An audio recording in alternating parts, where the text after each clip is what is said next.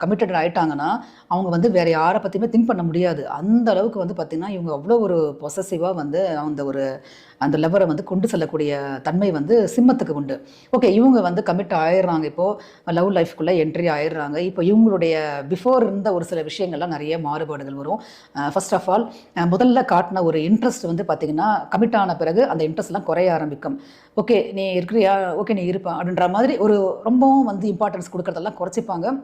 At the same time இவங்கள வந்து மறைமுகமா கண்காணிச்சிட்டேவும் இருப்பாங்க. ஏன்னா வந்து அவங்கள பொறுத்தவரைக்கும், "நீ என்கிட்ட ஒன்ஸ் நீ வந்துட்டியா, நீ என்கிட்டயே தான் இருக்கணும். என்ன தான் நீ பார்க்கணும். என்ன தான் நீ புகழ்ந்து பேசிட்டே இருக்கணும்." அந்த மாரியான ஒரு எக்ஸ்பெக்டேஷன் வந்து சிம்மத்துக்கு அதிகம். இப்ப நீங்க சிம்மத்து கூட லீட் பண்ணணும் அப்படின்னா, ஒண்ணு இவங்கள வந்து ஏதாவது ஒண்ணு புகழ்ந்து பேசிட்டே இருக்கணும். அப்படி இல்லன்னா வந்து இவங்களுடைய அந்த ஒரு பராக்கிரமங்கள பத்தி நம்ம ஏதாவது ஒண்ணு பெருமையா சொல்லணும் எல்லார்கிட்டயும்.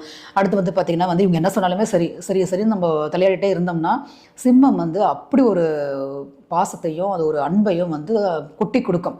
ஓகே, நீ என்கிட்ட வந்துட்டியா, நான் உன்ன பார்த்துக்கிறேன்ட்டு எல்லாமே வந்து இவங்க புரொடெக்ட் பண்ணுவாங்க. விட்டே குடுக்க மாட்டாங்க.